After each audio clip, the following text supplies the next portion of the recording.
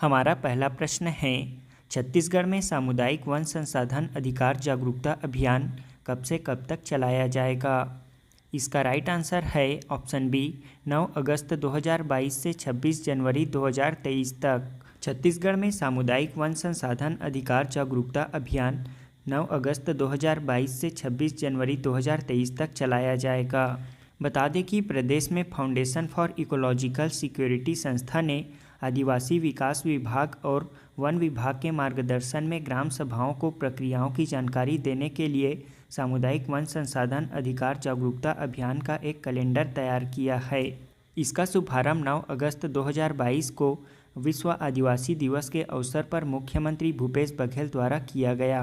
इस कैलेंडर के तहत छत्तीसगढ़ के अनुसूचित जनजाति और अन्य परंपरागत वनवासियों को जागरूक करने के उद्देश्य से प्रदेश में 15 अगस्त 2022 से 26 जनवरी 2023 तक सामुदायिक वन संसाधन अधिकार जागरूकता अभियान चलाया जाएगा।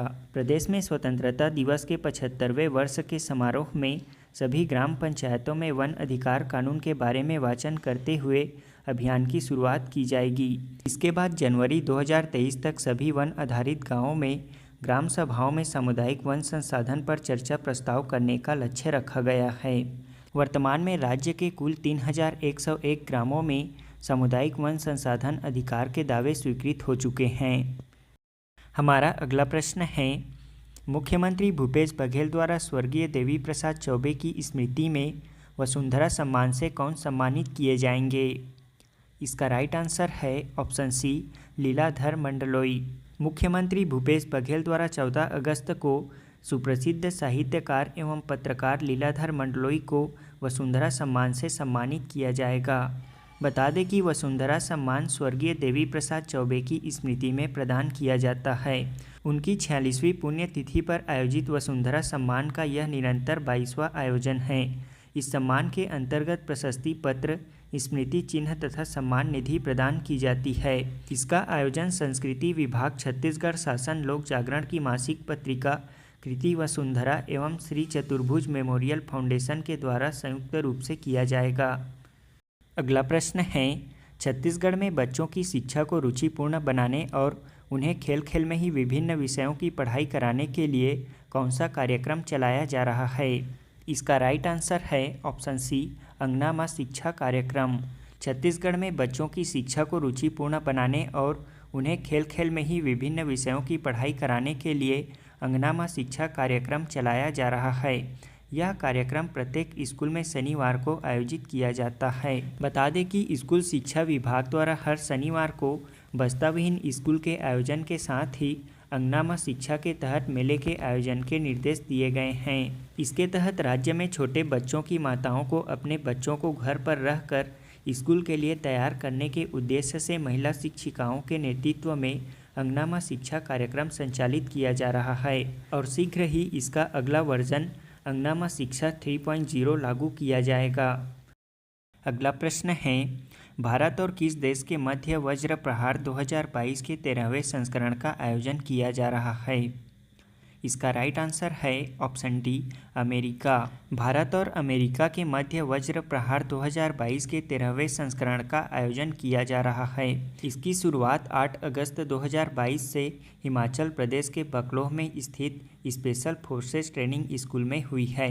इसमें भारतीय सैन्य दल में पैरा स्पेशल फोर्स के कमांडो शामिल हैं। इस संयुक्त अभ्यास का मुख्य उद्देश्य संयुक्त मिशन योजना और परिचालन रणनीति जैसे क्षेत्रों में सर्वोत्तम प्रथाओं और अनुभवों को साझा करना है।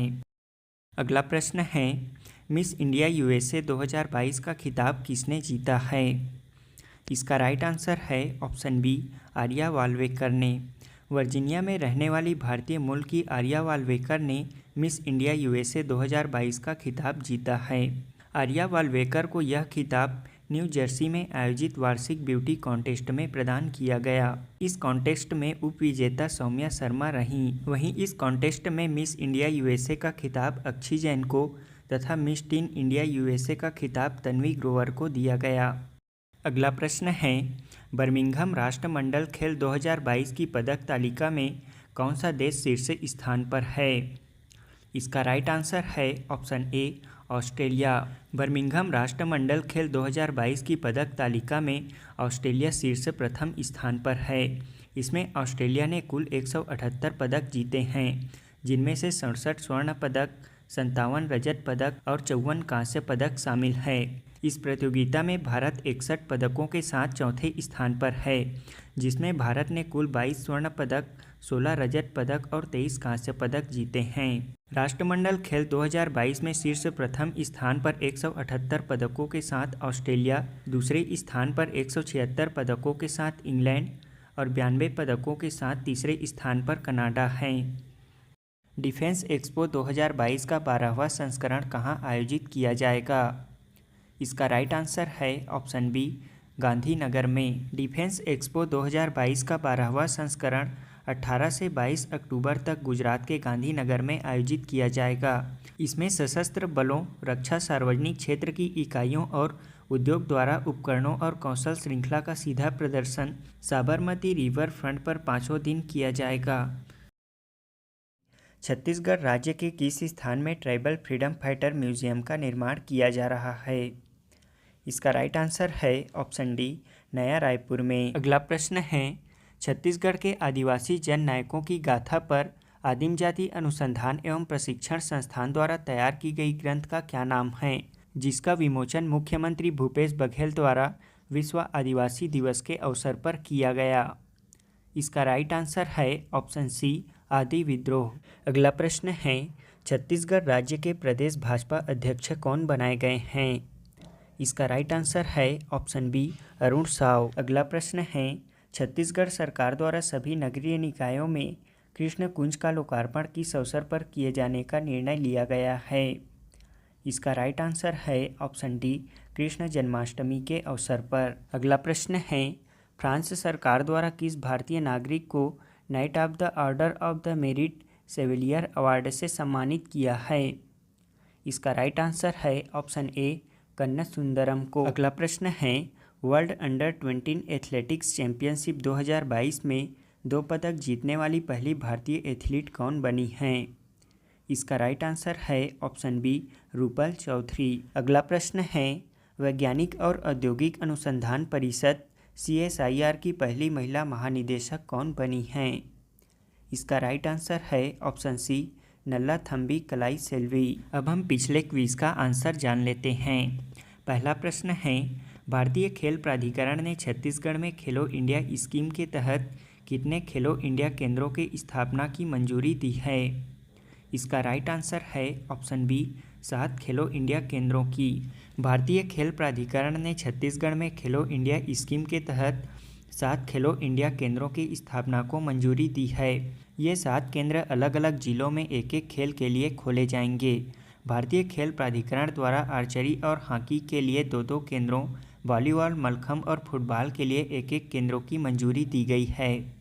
अगला प्रश्न है, छत्तीसगढ़ के कितने गांवों में भारत माता वाहिनी नशा मुक्ति केंद्रों का गठन किया जाएगा?